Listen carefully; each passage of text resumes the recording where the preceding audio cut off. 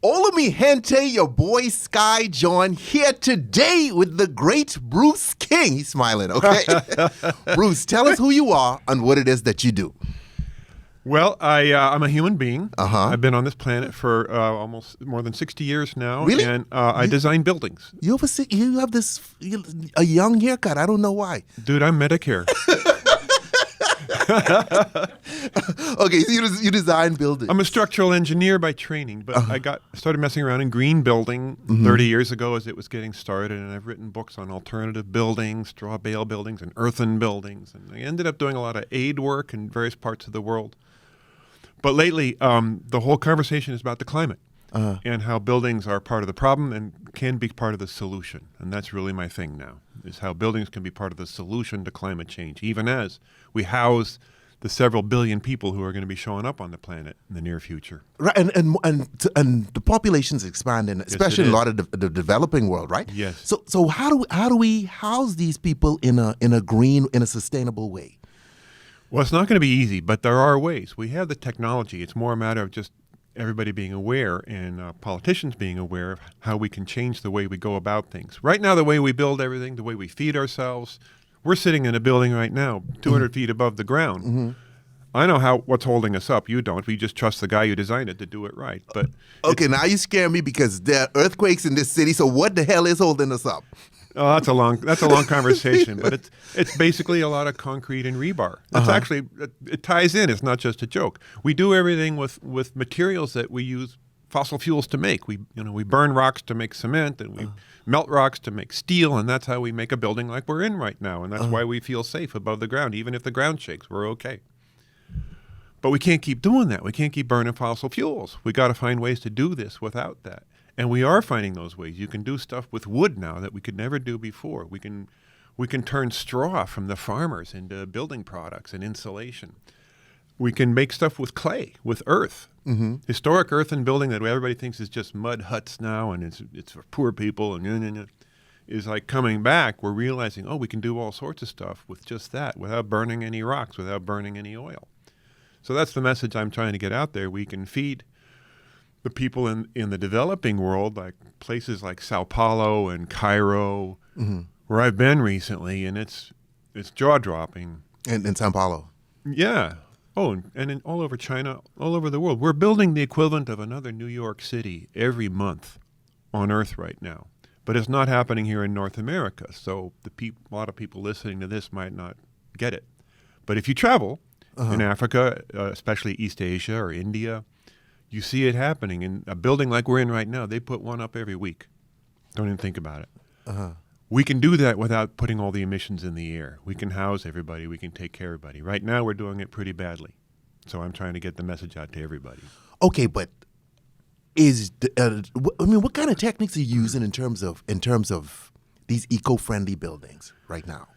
Well, there's many dimensions to that, but I'm a materials geek. That's what I bring to the table. I know about I'm a structural engineer. I've been designing buildings of every kind for 40 years.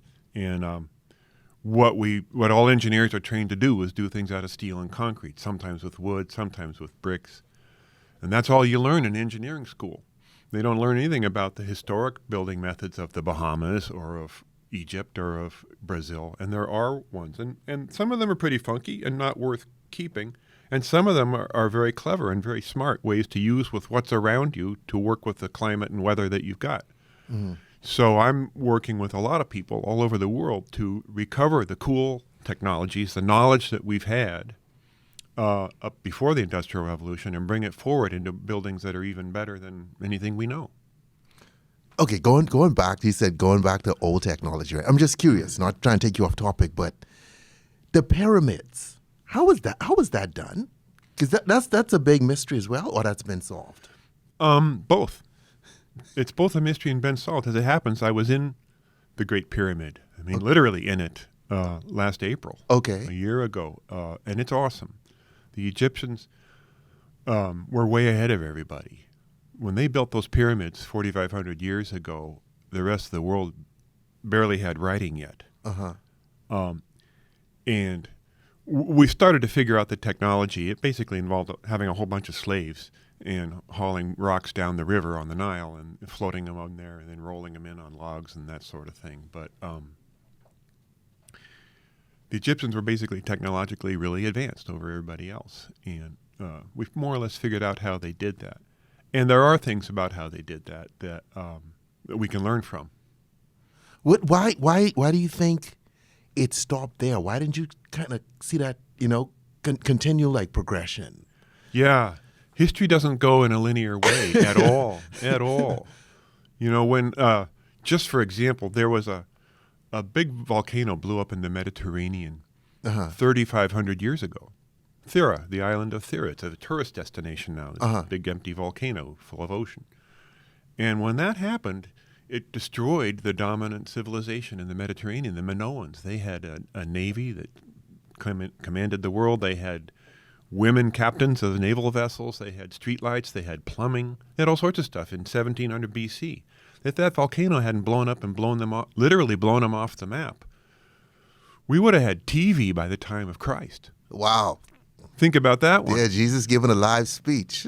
Okay. Jesus live on CNN. Yeah, right. Yeah, but you need bread and fish for what, a few million people? That's a big. So we take a few steps forward, we take a few steps back. A comet hits, the volcano goes off, things happen, and civilization moves forward and then moves back, and we're at a weird time right now for sure. And no knowing what it's going to do, but.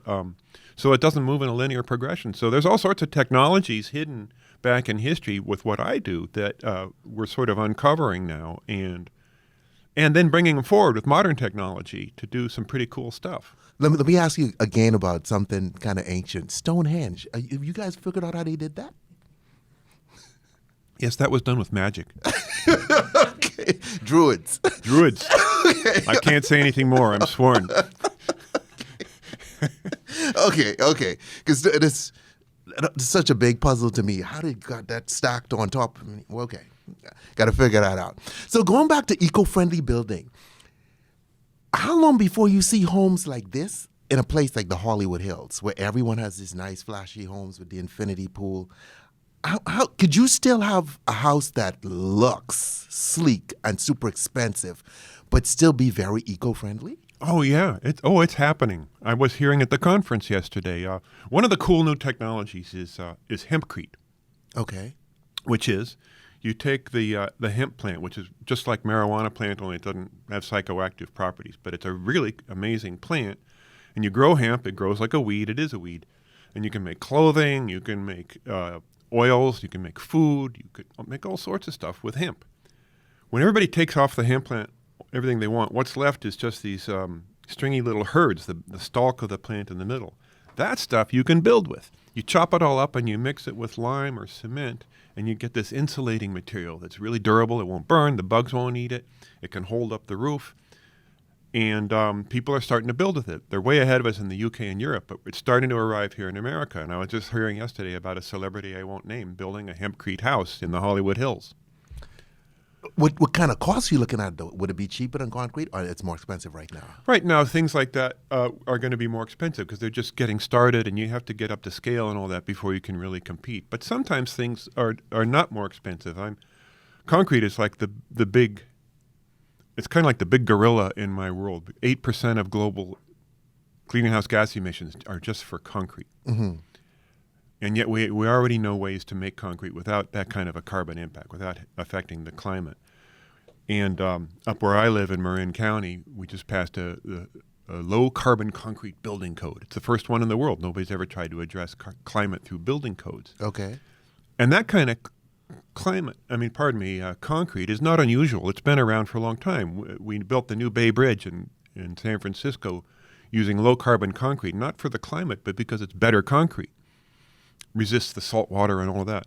And it doesn't cost more because you're using industrial waste products instead of the high-octane global warming stuff that we use right now for concrete. So a lot of the technologies are actually cheaper. They're just not known about. And as they scale, then the price would kind of adjust. Exactly. Yeah. As people start asking for it. If we get a whole bunch of people asking for hempcrete, it'll show up real fast. But right now, it's just not the case. You do a lot of work with bamboo too? Mm-hmm. Not a lot, but I'm certainly aware of it, and it's a very cool plant. Okay, in in a city like Los Angeles, Yeah. and let's say you on a budget, can you build a bamboo home? Like, would the city approve something like that? Well, the city of Los Angeles is the toughest jurisdiction in the world. Really? Oh, yeah. Yeah. It's like the Sinatra song, if you can make it in New York, you can make it anywhere. This is the toughest place, if you can make it in L.A. But that said, yeah, sure you can. When I was working in Haiti after the earthquake, we designed bamboo-framed homes for the Haitians after the earthquake with seismic isolation joints using old bottle caps and all sorts of interesting technology, but mostly using bamboo because they have bamboo in Haiti and structural grade, lumber grade bamboo, big stuff that you could make trusses and roofs out of that they weren't doing just because they didn't know about it. So much it comes down to just knowing the right thing at the right times. Life is like that in general, right? But with building too. I see people building badly in Port-au-Prince or in Palo Alto, back where I live. They're making stupid decisions, not because they're dumb, but because they just don't know any better. Because if you could make really low cost eco-friendly buildings, I mean, because we have such a huge homeless population here in Los Angeles and up in San Fran where you guys live. That just seems that would solve so many problems. So why aren't politicians like really pursuing this? Well, the problem is not a material problem, right? It's much more land use and zoning and the public and all of that. I mean, if you gave me a plot of land somewhere in L.A., I could come up with an interesting way to do it with low carbon materials that are readily available and cheap. That wouldn't be the problem. That's easy to do. The hard part is that we're a community, and you get people who rise up and say, I don't want a homeless shelter in my neighborhood. And that's really the fundamental problem with homelessness. Yeah, we had that situation because they were supposed to build one next door. This building complained. Then they moved it down the street, because no one wants it on their block. No one wants it, right. They want it in principle, but they don't want it next door. Right. But we have it anyway because people outside on the street right now, downstairs. Yeah. So I mean, you might as well allow a shelter nearby. Yeah. It's so tough. I do a lot of work with my local government where I live, and my building official taught me something about governing. I was starting to appreciate it. I said, Bill, this is hard. Governing is hard. And he goes, yeah, well, actually, it's really simple. This applies not just to buildings, but to everything. Everybody just wants two things. You do, I do. Everybody just wants two things from their government. Number one, leave me alone. Don't impose any burdens on me, no rules, no fees, none of that. Just get out of my way, leave me alone. Number two, make sure that Skyy can't do something that I don't like. Okay. All I ask you to do is do those two things and everybody's going to be happy. And that's governing. Because there's a video on YouTube that's out of San Francisco. The guy owned a laundromat, and he wanted to turn it into, I guess, condos or apartments, something like that. And he documented what he had to go through with the city of San Francisco in terms of building this. And firstly, a lot of people complain that the laundromat is a historical building. No, it's not. And then it's going to be this height, which would then cast a shadow on the school across the street, and the kids won't be able to get the proper sunlight. Right. And he spent millions of dollars, and I still don't think it's approved yet. Yeah. There are so many stories like this. Yeah, this is the hard part. Material stuff is often just a trivial problem in land use, with how we manage our cities and how we take care of homeless people and all of that. It's all politics. It's not. By the time they get to me, all that stuff's been worked out. So you're way down the line. I'm way down the line. How has artificial intelligence helped you in terms of design? Well, it's not like there's any robots right now doing the stuff that I talk about. In fact, a lot of the kind of work that I do and the kind of systems and technology that I talk about is actually less robots. It's more about people. Like straw bale building is this really cool thing that took off in America 30 years ago, and people are building straw bale buildings all over the world now. Part of the appeal is that it's a community thing. Everybody gets together and puts up the straw bale house. It's getting away from that now, and people are mechanizing it and getting more industrial about it, but a lot of times when you're building with natural building materials, you're also building with other human beings. The kids can be part of it. The old folks can be part of it. And everybody's out there putting up a straw bale wall or putting on an earth and plaster. So there's a really there's a wonderful element of bringing a community together, bringing a neighborhood together within a city, within a block of L.A. or any city. You could have community building projects. This is what I would love to see happen in any city someday. It's like a friend of mine is trying to do this with vets in the Bay Area. Like find some land that the vets are all shook up from being in combat and PTSD and all that, and they could build with earth. Building with earth, having clay on your hands has measured curative properties. It's good for your head. It's good for your heart. Just playing, and I know from personal experience, it's just good for you. And so people could sculpt their own homes with these techniques that we have for building with earth and have homes that they made themselves out of the soil from the site and be curative. And so many wonderful things could happen. But it's a land use problem. The neighbors wouldn't want them to do it. Right. Who wants a bunch of old vets sitting next door, right? In their mud huts. Yeah. And yet, so we have a lot of cultural things to shift. You know, the technology for solving climate change is at hand. It's just a matter of deciding to do it. This is what I keep thinking about. Once we decide to do something, we can do it. We want to solve the homeless problem, we can do it once we decide to do it. Franklin Roosevelt sat down and signed the executive order to authorize the Manhattan Project. And it was only 2.5 years, dude. 2.5 years. A bunch of guys brought together in New Mexico who didn't even speak the same language with slide rules, and the first atomic blast on the surface of the earth ever happened. And that was within 2.5 years? 2.5 years. John Kennedy gets up, says we put a man on the moon. 8 years. 8 years. Slide rules. Once we decide to do something, get out of our way. We are a badass species, for better or for worse. So, I go around talking about materials, and it's all good stuff. But the main thing is that it's one facet of a thing where we get more community based. We get people back in touch with each other and with their neighborhoods and their community, and we build buildings that don't wreck the climate that we depend on. So you have this as a part of your Eco Build network. You call it building with the sky? Is that the phrase? Yeah. Explain that to us. Well, I heard about you, Skyy. And okay. Thank you for naming it after me. Mine have 2 Y's in it, though. Two Y's, you made a mistake. Yeah. Well, I set out a few years ago to write this book about, I've written some books before, but I wanted to write a book about buildings and the climate. Because I work with a bunch of really cool people, which just, by the way, they're mostly women. Okay. It's just interesting. They're mostly women. So only women care about the climate. Well, they're the ones who are showing up faster than the men are. Okay, guys, step up. Yeah, okay? Right. Step it up, guys. And so the book was going to be about how, there's this aspect of buildings, the materials, and there's a lot of emissions, the 8% for concrete and blah, blah. And here's another problem we all got to worry about. Well, there's going to be a big bummer kind of a book, right? But then I realized as we were getting started, I said, no, there's actually the flip side is the good message, because we can flip everything around and make buildings be carbon sponges that absorb carbon by building with agricultural byproducts and building with wood and building in all sorts of ways that are actually pulling carbon back out of the air, a building made of sky. Okay, so when you say pulling carbon back out of the air, if I cut down a tree and I use that wood in my home, that wouldn't still be pulling carbon, right?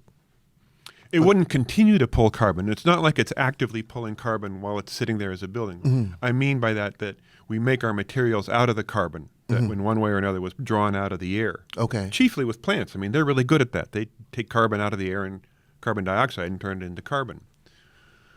The sidebar to that is that building with wood, it's not as simple as that, because you got to watch the forestry and how are you getting the wood? Are we just clear cutting and ruining forests and screwing all the other creatures? That doesn't work so well. We got to get that one together. And also for the food, the way we're growing food is not working for all the other creatures and not working for us. We're ruining our soil and everything. But all of that aside, that's sort of on the side of what I do. We can use the plants.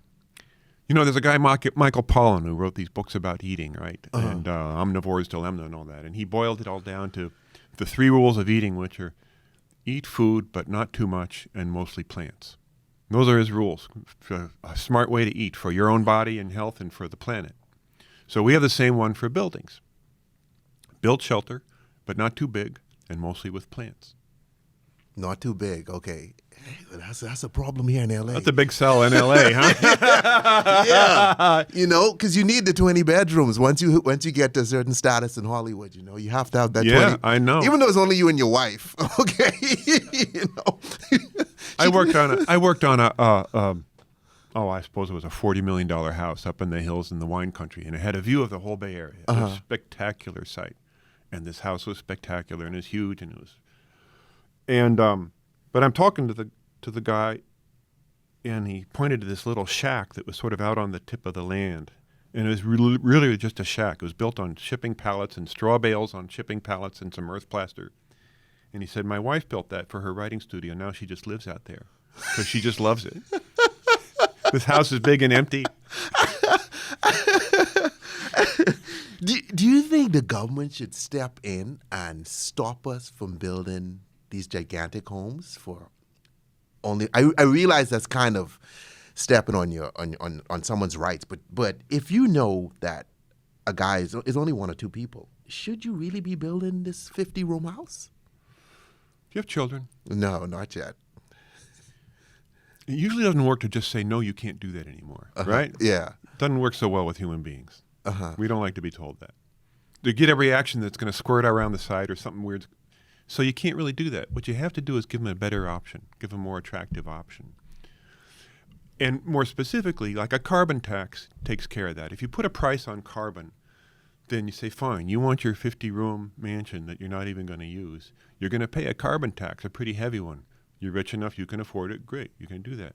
And then that money goes to support homeless shelters or people who are trying to build in a carbon-friendly way or towards research or something like that. But when you put a price on emissions, which we don't really have yet, then the people who want to build the huge mansions can still do it. They're just going to pay a big extra price that it's going to go towards something good to help the climate, help the land use. That probably won't go over well either, a carbon tax. No, nobody wants a tax. That's a whole long conversation that isn't very much fun. But you feel like we're trying to have some fun here, I think. But you feel we have to do that. That's probably the best way forward. Of course, we're going to have to do that. Yeah. But think about it. 100 years ago, we're here in L.A. My father grew up around here. Okay. He used to take the trolley car from Pasadena through Orchards to downtown Los Angeles. Through Orchards. It's a freeway now, right? Okay. It's the 90, the 10? I don't know what it is. And Firestone got rid of the trolleys and said, let's build freeways instead so I can sell tires to everybody. Right. And he sold a lot of tires and made a lot of money. But the government levied the taxes on the gasoline and everything else to pay for building the freeway. So we did this. We've already done the same thing. That's what government does. You gather the money from people to do things that are in the public good that nobody's going to do on their own. So that's what government is for. When you and I can't on our own decide to do something that we know our community needs, we don't have the resources, we can't make it happen, then that's what government's for. How long you think it'll be before we have, I should say, before presidential candidates or future presidents realize, okay, this must be done, and okay, here it is, we can have a carbon tax that's supported by both parties. Right. How far away do you think we are from something like that? Well, Donald Trump isn't returning my calls just yet. So you're the one he was talking to on those unsecured phone line calls. It may be a while. I mean, I'm on the edge of my seat. Like, America right now is like such a movie, such a theater, right? I hope I live long enough to see how this spins out, because everybody's all twisted up. Now, you either watch Fox News and you like Trump, or you watch everything else and you don't, and not much in between. It's bizarre, and it's awful. It's tragic. So how soon will we all come together? We may never, because America's always been a divided country. And people have always been querulous and contentious, if we sat here long enough, Skyy, we'd start arguing over that glass of water right there. It's maybe even fighting each other. Like, that's my fucking water. Because then we're just weird apes, right? Yeah. But that'd be a great video. We should probably do that. I think this could get some more views. So you swing first. Well, I'm a chicken. I'm going to lay down and just. All right? No, we could fake it, but to get a couple of views, I'm down. Hey, that's my water there. So I guess we would get there at some point. It's just, the thing is, like, now with all the technology out there, like, even I, who am not a science mind, can look and see how much ability we have to move forward. And it's just no one's doing it. Like, we could get to the next level, in human development. And it's just frustrating seeing that all these things can be done. Like how you're talking about homes, the way we should be building them. And we have the technology, but we're not using it. You just need someone to guide us towards that, that goal. And it's not going to be one person. And you really need the government to step in and to believe in that, to make that happen, And I don't think government's going to do it, and it's not going to be any one person. Jesus may already be here. And how would we even know it, right? They didn't recognize him 2,000 years ago, right? Got to look at his ID. A few people have said, you can either, a wise man once said, you can either think of your life as it's happening to you, or you can think of your life as it's all happening for you. In other words, to learn from. Yeah. Even when the bad stuff is happening, you go, okay, what am I going to learn from this? Is climate change happening to us, or is it happening for us? Is it going to, just possibly, this is your optimistic scenario, is it's happening, it's going to be the thing that wakes us up a little bit, where we learn to get along a little bit better and have the spiritual enlightenment on a grand scale that people talk about. Hey, how's that going to happen, right? Everybody's going to suddenly wake up woke. I don't know, but maybe this is going to be the moment in our history when it does that. It seems like either that or we go down the tubes. Yeah. It doesn't. It looks pretty dark. I don't think Vegas has good odds on the human race right now. But it is beginning to change, because you see even people with young people in general, they believe climate science, and you're beginning to see a lot of guys from political parties who might not who I guess publicly say, hey, I don't believe in climate change. Climate deniers even realizing, wait a minute now, the base of our support's beginning to disappear, and these people really want us to address this. So you see that, even hardcore guys that support Trump, like Matt Gaetz out of Florida. He speaks because of what happened with Dorian and all the recent hurricanes. They realize, wait a minute, we can't have this climate denial position. We have to adjust to the voting base. So it will change. It's just, I guess, young people have to fill up more of the voting block. So yeah, it could be 20, 30 years out. That's how I finish my talks now. And I show pictures of Greta Thunberg and all these wonderful young activists all over the world of every color and gender possible who get it and are out there hollering in the streets. You got to hit the streets. But you think people take us seriously, Greta? I do. I sure do. Who heard of her 2 years ago? That's and now true. She's affecting the world. And sure, the climate deniers like to make fun of her and say pejorative things and all of that. But the young people get it, because they're the ones whose future is trashed. I'm going to be dead before that. So, in a way, I don't care. But I care a whole lot, actually, because I have children. I hope they have children and all of that. But I don't know. What is it like? We have to wait for all the climate deniers to die? I can't believe that's our only choice, our only hope. Because I had a conversation with someone about this yesterday. With climate denial, it's a weird thing, because a lot of the politicians that we look at as climate deniers, these guys went to the best schools. Some of them had really good grades and are highly intelligent. Right. So they only saying what they're saying to appeal to a certain lobbying group. Because that's where the money and support comes from. So they have to say what they're saying. But if you were to catch them one-on-one after a couple drinks, when you could get a politician to be honest. See, that's the thing, is you need to get Rupert Murdoch in here. Wouldn't you love to have an hour with Rupert Murdoch? Yeah. Dude, you're smart enough to know this. What's the game? What do you play? What do you expect to do? It's just because you're making money off of it now and the planet gets trashed? where's your end game there? You have grandchildren, dude. What are you thinking about? But it is changing because there are certain Wall Street companies now who look at oil as dying and realize that, hey, this is not the future. It's a bad bet. Yeah. Even Saudi Arabia, they're changing. They're moving away from oil, and trying to get into other things because they realize that, the clock's ticking. So it is happening. Yeah. But but something's going to give. Something's got to twist your give or break. Maybe it was Mitt Romney voting for the impeachment. I don't know. I don't know what it'll be. It's just an amazing movie playing out in front of us. Is it happening to you or is it happening for you? And I speak, I'm like a heterosexual white dude. I've been dealt all the aces, so I'm pretty comfortable, right?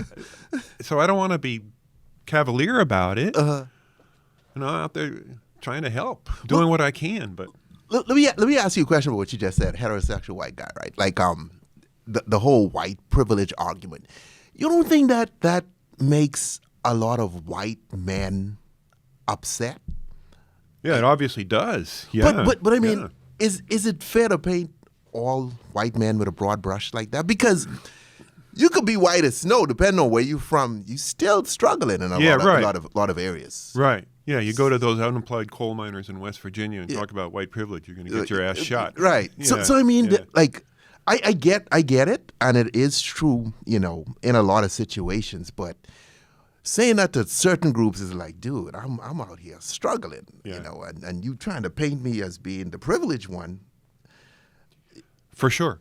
And there's a lot of nuance to that one that we could talk about. I was just only making reference to my own personal case. I'm a very, very fortunate guy. Yeah, no, I get that. I was just wondering, like, how do we as a society approach that topic of white privilege without isolating and demonizing the entire group? It's kind of a default thing in my experience with human beings is when you get afraid and you get angry, you start demonizing somebody. You find it really doesn't matter who. You find somebody to demonize.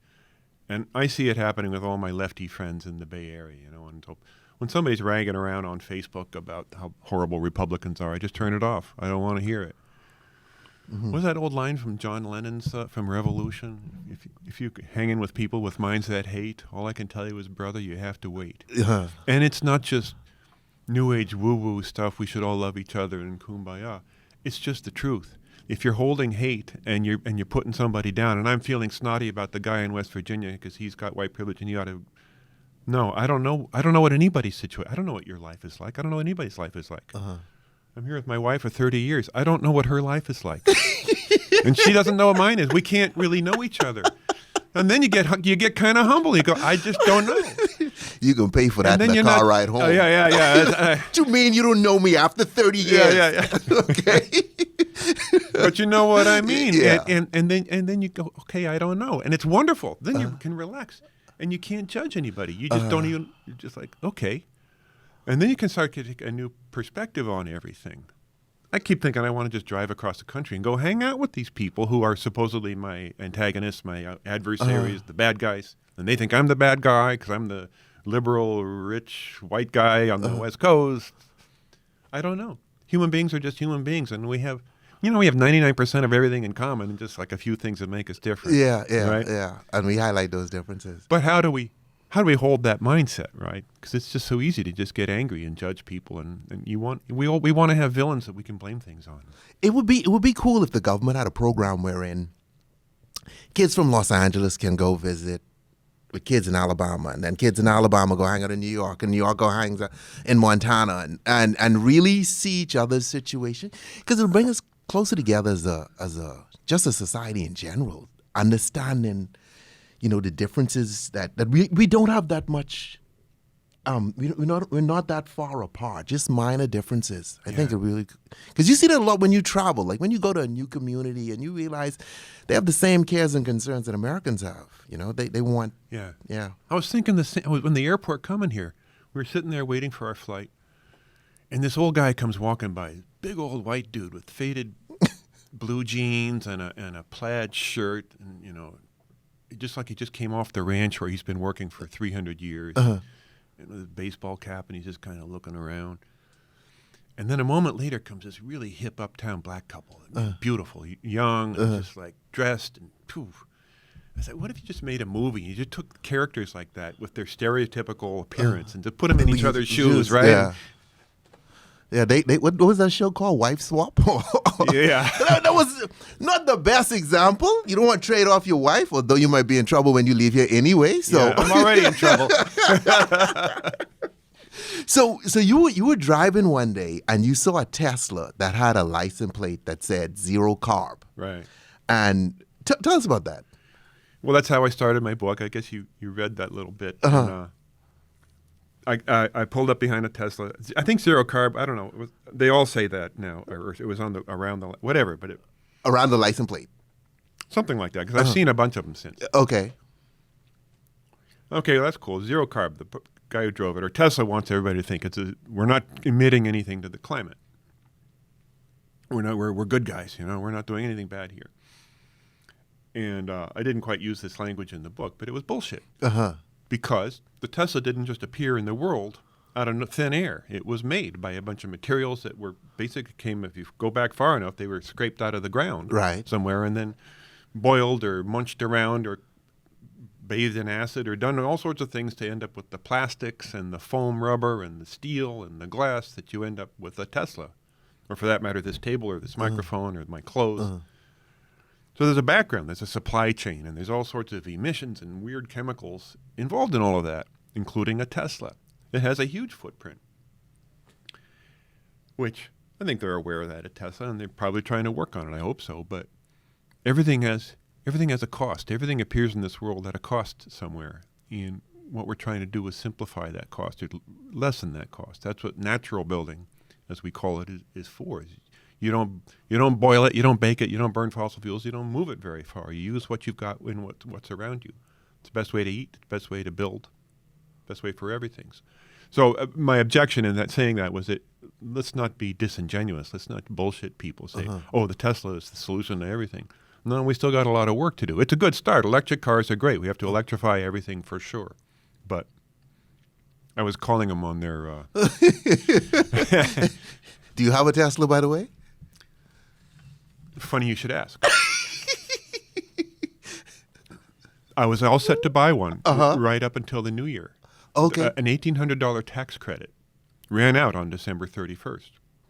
Tesla in my area said, okay, we got one for you. Great. Put my money down. So you're going to have to go pick it up at the Tesla factory in Fremont on New Year's Eve. I said, okay. And I was halfway there on New Year's Eve in my Lyft ride, and I get a text from Tesla. No, sorry, it's not ready yet. You'll have to wait. And as it turns out, there were several hundred people at the factory waiting to buy a Tesla. And then we didn't get our Teslas. And the tax credit ran out, so I'm out $1,800 basically. I ended up getting a different electric car. Okay. I don't have a happy feeling about Tesla in my mouth as a result. But I've heard problems in terms of getting your stuff on time, and they've had these issues. Well, they have a lot of demand. It's a cool car. But they just have more demand than they can keep up with. I think that's their general problem with that. Yeah. They're doing some cool stuff. They're advancing the technology. Mostly, that may end up being that the battery technology will be where they really make a difference in the world. Because that's a big hang right now, right? I've got solar panels, but having a battery to keep you going through the night is another story. So when you build a home, do you your sustainable homes, are you using solar panels as well all the time? Generally, California just about requires it now. Oh, really? Oh, yeah.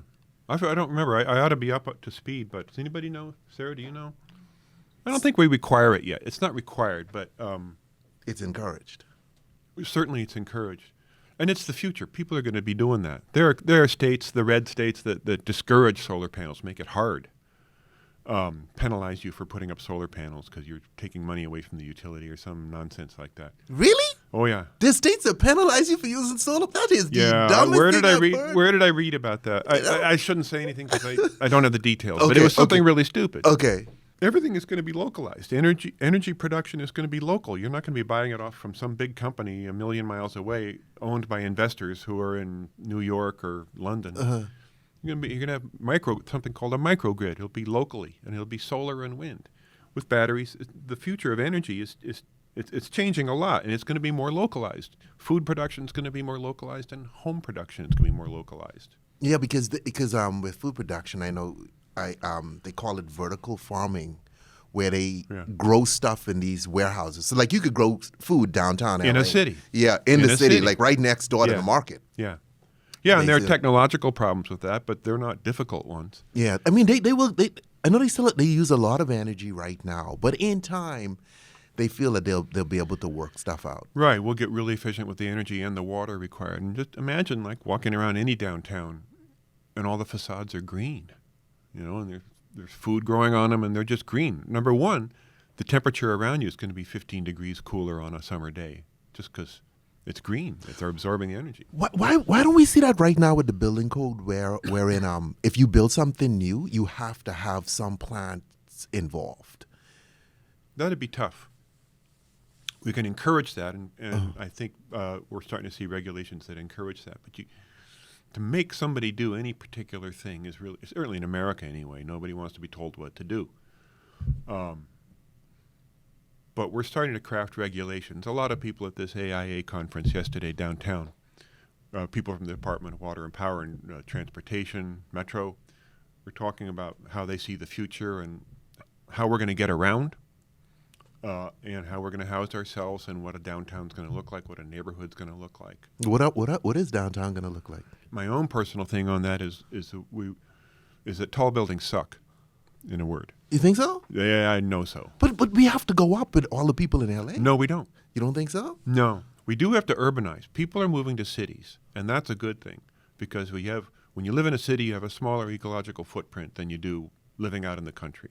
I got a lot of friends who built their own straw bale house out in the country on an acre, and that's a very non-green lifestyle. You're driving all the time, and you're... Oh, you mean like driving back and forth? Well, and you also you built your house when what used to be open country and belonged to all the creatures, and they were having a good time, and then you came along and crammed in your dirt road with a bulldozer and built your house, and now it's your place. And shit, I know he just blew my mind with that, because I was thinking that dude's really green. No, it's not. Turns out I'm green, and I'm in the city. You're the green one. Okay. Pat yourself on the... But also, from everything I've read, it's better for women and children. The key to fixing the climate is taking care of women and children, giving women rights and education, giving girls education. There's just a ton of literature that points to that. You can read Paul Hawkins' book Drawdown. Okay. Has all of this stuff about the easy solutions to climate change. So we'll be localizing stuff, and people are moving to cities, but to house everybody in cities doesn't mean having tall buildings. You can have buildings that are like 6, 8, 10 stories high, like the traditional buildings all over the world, the beautiful cities of the world, London and Paris, Tokyo, Beijing. They only went as high as people could go up in stairs, and they only went as high as structurally the materials they had could go, and that was 10 stories tops. Mm. And when you do that, when you limit it to 10 stories, you get light and sunlight on the streets. You can have trees growing on the streets. Oh, okay. You get you don't air, block in the sun. And people have sunlight in their windows. And you can still have all sorts of density, all the density we need. Look around L.A. I mean, it's really tall downtown, and the rest of it is 1 and 2 stories. Mm-hmm. This huge basin, 1 and 2 stories everywhere except for an occasional downtown area. But that's beginning to change, because this building right now, the one we're in, is, I think, 24, and right next door is 30. Yeah. And this kind of the new thing, these high rises in Los Angeles, because I think that was frowned upon because of earthquakes. Yeah. But now you see a lot of these 20, 30-story buildings beginning to pop up. Yeah, yeah. And I'm being idealistic here, but ideally we could spread it out more and not go above 10 or 15 stories. But I told you about how in the world we're building like another New York City every month. Well, when I saw these cities, like I was in Beijing a few years ago, and I just took a picture out the window of the cab I was in, and I use it in my slideshow now, and it's just a bunch of 20-story concrete buildings filling the skyline, and they're putting those up as casually as you and I drink this glass of water, because they have to for all the people moving. Yeah, because China's huge. Uh-huh. Yeah, and they're crummy buildings. They don't have building codes. They don't have insulation. They don't have great building codes in China? No. Really? No, they have good engineers. They have great engineers, but they're not required. But they're moving so fast they just can't afford to And so, weird stuff happens, like buildings just suddenly topple over one day. Or when they have a big earthquake. They had a big earthquake in southern China a few years ago, and a bunch of school children died. And they hushed it up as best they could, but because they just don't have building codes. This is again the thing about governing. People don't want to be hassled, but don't let my neighbor do something I won't like. And that's one of those things. When we had an earthquake in the Bay Area, the last big one was Loma Prieta 20 years ago. I remember that. And it killed 63 people. And did a lot of damage and killed 63 people. The same year, there was an earthquake of the same size in a less populated part of Armenia, and it killed, I think it was 30,000 people. And the difference is building codes. Because we regulate ourselves, because we let ourselves be governed, because it's in our best interest, we do this. And China's not doing that. They're just, I'm sure they would say, we can't do that. We can't do that. It's just Wild West. We have to keep going. We can't afford, at least they think that. They obviously think that. I can't speak about China with any authority. Yeah, but I know get you. Nobody has the kind of building controls That the U.S. has. that U.S. has, especially California and Japan have. Yeah, Japan even began reclaiming the sea and putting stuff up. Yeah, they know how to deal with earthquakes in Japan. They're pretty good at it. So our building code right now, as an architect, everything, if you stay current, what magnitude earthquake are we able to handle? Oh, we're ready for a big one. Oh, yeah. What we engineers do is the basic idea is you don't design the building to not have damage. You design it you and I can get out alive. We're up here on what are we on the? We're on the 17th, 20th? No, this is the 12th floor. 12th floor. Well, whatever it is, that the building might sustain a lot of damage and it'll be very scary and all of that. And even if the elevators go out, we could get down the stairs and get out and be safe. That's the fundamental thing that we don't mess with. And if it's a hospital, we even have an even higher standard. If it's a police station, fire station, we give extra care. But the windows will break, and a lot of things will break. But we've learned a lot, and we're a lot better at dealing with earthquakes. So we're in good shape. Okay. Buildings over 30 years old, I'd be a little bit nervous about. Okay, so don't buy an old building. Not if it's big. Okay. Oh, man, I'm going to hear from some lawyers about that. No, because I have a friend that just bought a mansion like up in the Hollywood Hills that was built in like 1930. I hope you listening to this podcast. Okay. Probably by now it's been worked on and retrofitted a bit. I've done 1 million of those around the Bay Area. An old house, a beautiful old home, and they want to preserve it. And they hire me, and I go in there and snoop around and measure everything. And try to be as unintrusive as I can, but say, we're going to have to lose this window here and put plywood on the wall and cover it back up. And there's all sorts of work like that in every city in California, and I do a lot of it. But you're not required to do it for an old building. You're not required to. But you'd be pretty stupid to be living in a 30s Hollywood Hills mansion that's worth $10 million. I don't know what it's worth. Mm-hmm.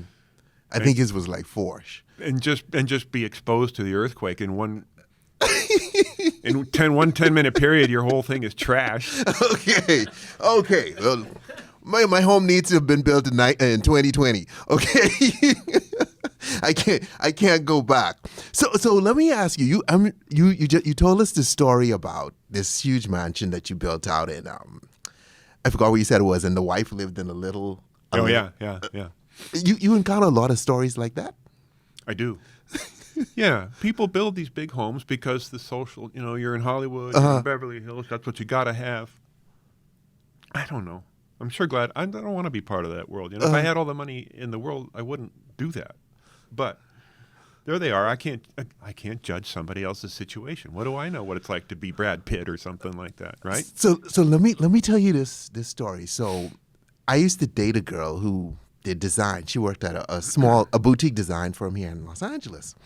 And they were doing this house for this wealthy couple out in Orange County. Really rich. They own a lot of stuff. So they had been working on this house for over 5 years. Here's why. Because the wife would bring in, let's say, tiles from Italy. She had the tiles from Italy. She had a staircase from Italy. And they'd come in, install, put everything in, and then she'd go in, not like it, tear it out, the architect would have to redesign, and then they'd bring, and everything was expensive. Like they spent, she spent millions and millions of dollars just redesigning stuff that she had already approved, to the point where after a few years, even though the company was making money because they would charge her each time, the staff became so demoralized. They were like, "No, we don't want to deal with this anymore," even though the money's good. You ever encountered a situation I've had projects like that? Yeah. Not very many. People just have so much money, they basically have nothing else to do but to just keep... You're just saying this to get me upset, aren't you? she had a because we went to they have a boat thing in Orange County, like where all these people on these luxury yachts and stuff pass by with lights, and because the home's on the water, right. And so that's how I got to see it firsthand, and as it was being built, and they were like 3 or 4 years in at this point.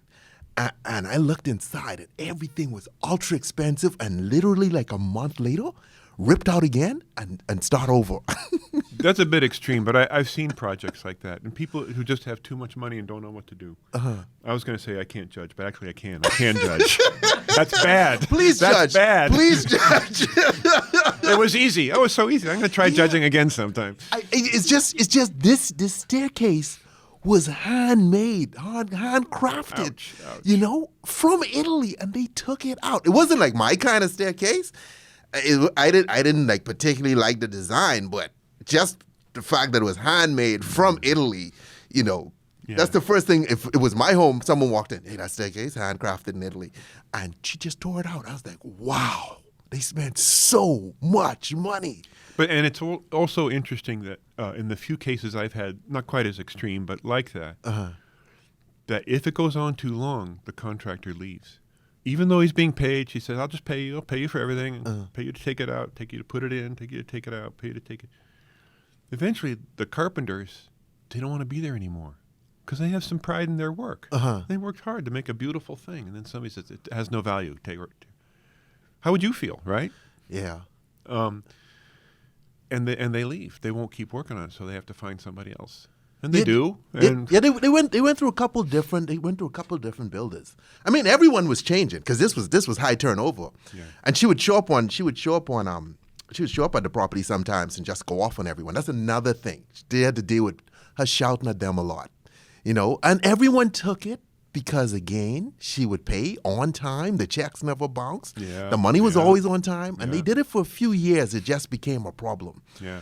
Over time. That's what you call expensive money. Right? Yeah. I think I'd rather be a little more poor and not have to listen to this. Yeah. So tell us, okay, as we wrap up, so someone out there listening to this, they don't have a lot of money, but they would like to do their part in building their next home.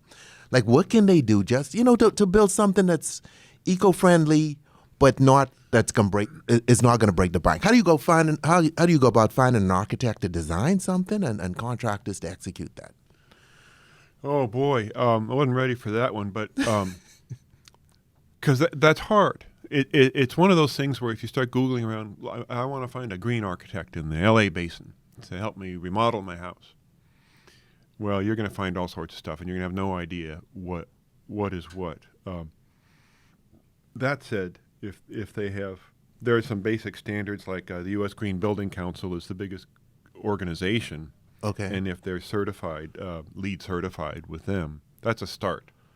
I've seen a lot of people who are terrible and they're LEED certified, so it doesn't mean that much. But if they have a track record of doing good buildings, you have to basically look at the portfolio. But most people don't even own a home or aren't going to remodel. I'm not talking to most people in a sense because most people are barely getting by and they don't have time to even think about any of this stuff. But what I can say to your audience is if you look around you and you're smelling things you don't like, you might want to try to get rid of them. And that might mean painting with low VOC, volatile organic compound paints, repaint your house, cover something up, or get rid of a stove or electrify your home. Get rid of the gas stove and get an electric. There's really cool induction cooking stoves now that are great, and you don't have the gas, which is a horror for the climate. We thought natural gas was clean. It's not. It's bad. I'm trying to think if there's any there's the general advice, and it's hard to say because everybody's different, and most people don't have a lot of money. That woman you just described, of course, is a strange extreme, yeah. And most of us are just trying to get by, raising our kids and working our jobs and all of that stuff. But if it smells bad, it's not a good thing. If it doesn't look like a building material to your grandma, it's probably not a good building material. Okay. And those are the two things. Like the new car smell. Remember, we used to grow up, the new car smell. Oh, cool. No, that's not a good thing. It gives you cancer. And so is the new house smell. I didn't even think about that just now. No, my goodness. I used to love the new car smell. They even sell that as a fragrance at the gas station. I have a new electric car, and I regret getting a car in winter because I want to just have the windows open all the time. I don't want to smell all that because they're just a weird petrochemical compounds that they use to glue everything together and make the car. See, the thing that sucks most about smart guys like you is when you guys tell us stuff that's quite obvious. You know, it really hits home like that new car smell. Now I feel that I just lost 5-10 years of my life, you know? And I didn't know that before, you know? Yeah, and you can buy it in a spray can at the gas station. You're right. Yeah, it's probably not good. Wow. Yeah, but you know what? If you just think about it, you know, once you decide you want to, because something's not right about my home or the way I eat or the way I get around. But if you just set your intention, everything else falls into place. If you never set your intention, it won't ever come into place, no matter how much it's delivered right to your door. That's what we all have to do, right? That's what the whole climate is about. What do we do about climate? Talk about it. Be aware of it. Talk about it with your family, with your friends. Not like be the bummer at every party kind of a thing, but just it has to be in our awareness because we all have to do everything we can. Some of us can't do much. Some of us can do a lot. But this is the problem that's going to crush our children. And we can act on it now. Yeah. I hope people come away with that. Thank you, Bruce. I mean, listen, it's nice talking to you, man. Really educational, and I'm gonna build a green home someday when I can afford it. Probably not in L.A. Probably have to go far away from Call LA. me.